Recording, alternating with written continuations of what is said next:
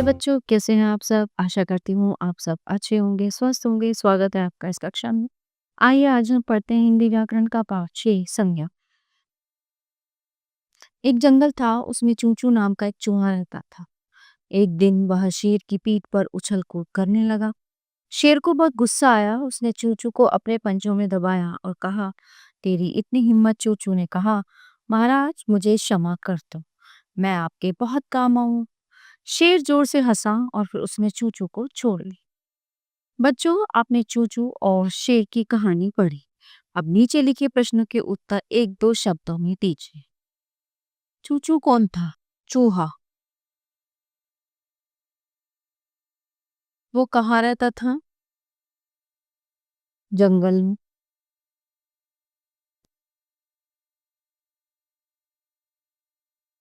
किसे बहुत गुस्सा आया?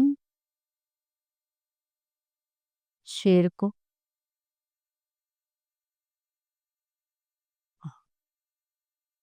चूहा कहाँ रहता था?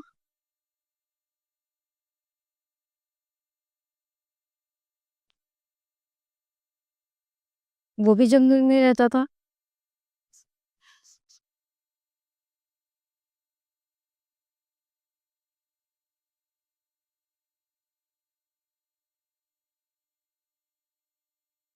ठीक है। आपके द्वारा लिखे गए ये सभी शब्द नाम, ये नाम प्राणियों और स्थानों के हैं। ठीक है। तो किसी भी व्यक्ति, वस्तु, स्थान अथवा प्राणी के नाम को संज्ञा कहते हैं। संज्ञा के 3 भेद होते हैं: व्यक्तिवाचक, जातिवाचक और भाववाचक। व्यक्तिवाचक संज्ञा, जिस संज्ञा शब्द से किसी विशेष व्यक्ति, वस्तु या स्थान का पता चलता है उसे व्यक्तिवाचक संज्ञा कहते हैं। जैसे महात्मा गांधी हमारे राष्ट्रपिता, राजन एक पायलट है, लाल किला दिल्ली में।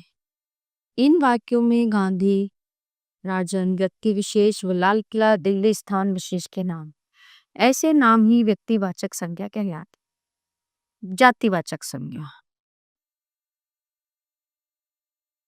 जिस संज्ञा शब्द से किसी प्राण, पदार्थ या समुदाय की पूरी जाति का बोध होता है उसे जातिवाचक संज्ञा कहते हैं। जैसे पशु, मछलियां, बच्चे, पेड़, बिल्ली आदि। वन में पशु होते हैं, मछलियां तैरती हैं, बच्चे शरारती होते हैं। इन वाक्यों में पशु और मछलियां शब्द से किसी विशेष पशु या विशेष मछली का बोध न होकर इनकी संपूर्ण जाति का बोध होता है, इसलिए ये शब्द जातिवाचक संज्ञा कहलाए। भाववाचक संज्ञा, जिन शब्दों से किसी व्यक्ति या वस्तु के गुण, दोष, स्थिति या भाव आदि का पता चलता है वे शब्द भाववाचक संज्ञा कहलाते हैं। जैसे सुंदरता, बचपन, निर्बलता, कठोर, मिठास, ईमानदारी आदि। ठीक है। तो जैसे कि आपको बताया संज्ञा की परिभाषा। ठीक है। किसी व्यक्ति, वस्तु, स्थान या भाव के नाम को संज्ञा कहते हैं। संज्ञा के 3 भेद होते हैं जो मैंने अभी आपको पढ़ा।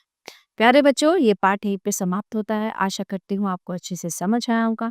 मिलते हैं अगली कक्षा में। धन्यवाद। प्यारे बच्चों, आइए आज हम पाठ 6 संज्ञा का अभ्यास कार्य के बारे में जानकारी प्राप्त करेंगे। उसको हम जो है हल करेंगे। आइए शुरू करते हैं। सबसे पहले आते हैं प्रश्न उत्तर। तो इन प्रश्नों के उत्तर हमें देने होंगे। पहला प्रश्न है, व्यक्तिवाचक संज्ञा किसे कहते हैं? ठीक है। व्यक्तिवाचक संज्ञा जिसमें विशेष व्यक्ति, वस्तु, ठीक है, उनके बारे में हम, देखिए व्यक्तिवाचक संज्ञा में कोई विशेष, जैसे कोई विशेष व्यक्ति हो गया, विशेष जगह हो गई, जैसे गांधी जी हो गए, अंबेडकर हो गए, लाल किला हो गया। तो जिनमें विशेष यानी कि वीआईपी कह लीजिए, वेरी इंपॉर्टेंट पर्सन है, प्लेस और थिंग आ जाती है, वो व्यक्तिवाचक संज्ञा होती है। भाववाचक संज्ञा किसे कहते हैं? भाववाचक संज्ञा में भाव होते हैं, जैसे बचपन का भाव, बुढ़ापे का भाव, है ना, किसी चीज में खटास होना, मिठास होना, तो जितनी ये भाव है, इमोशंस है, वो भाववाचक संज्ञा के अंतर्गत आते हैं। किन शब्दों को जातिवाचक संज्ञा कहते हैं?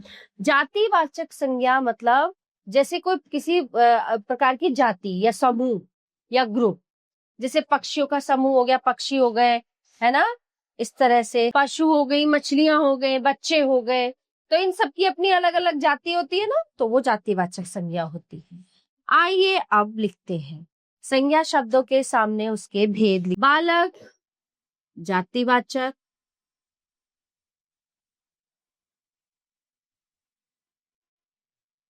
मछली जातिवाचक, दिल्ली व्यक्तिवाचक,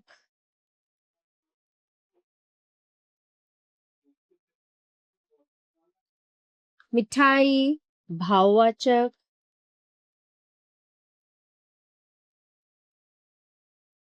सुंदरता भाववाचक।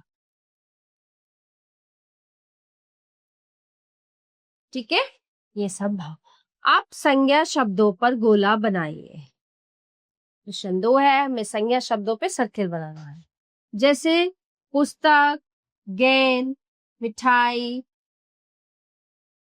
मेज, पेन, लाल किला, ये है संज्ञा। बाकी जो अदर शब्द है वो है सर्वनाम। क्वेश्चन नंबर 3, चित्रों के नीचे उनके नाम व उनके संज्ञा भेद लिखिए। चित्रों के नीचे उनके नाम, तो ये पहला क्या है, नदी।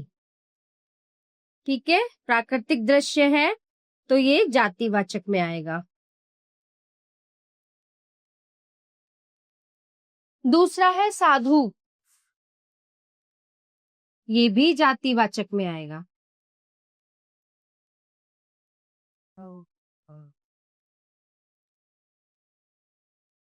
ठीक है, आगे चलते हैं।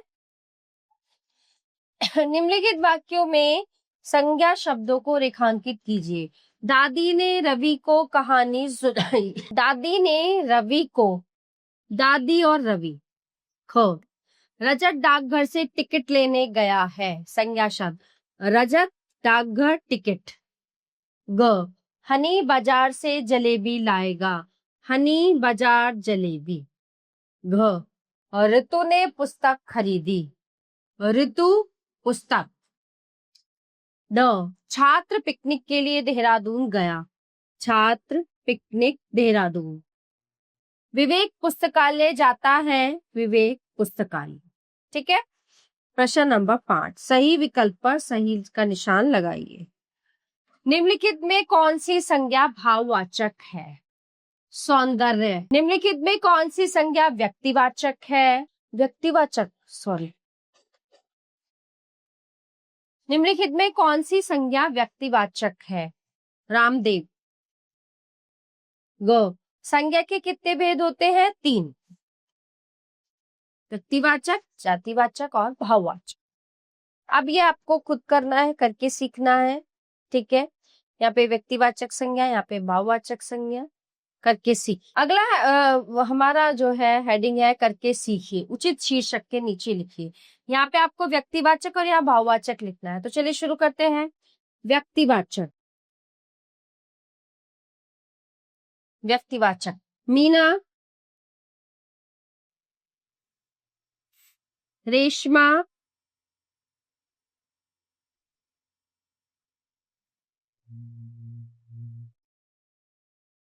Atul, mother Teresa.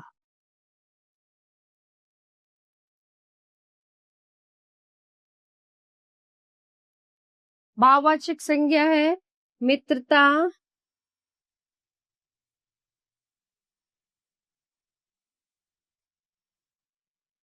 बेईमानी,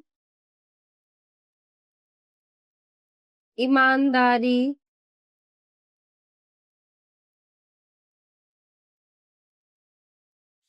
बचपन, सुंदरता और बुढ़ापा। ठीक है, इसमें हमारा एक नाम रह गया, रेशमा। ठीक है, तो प्यारे बच्चों, इस पाठ का अभ्यास कार्य यहीं पे समाप्त होता है। आशा करती हूँ आपको अच्छे से समझ आया होगा। मिलते हैं अगली कक्षा में। धन्यवाद।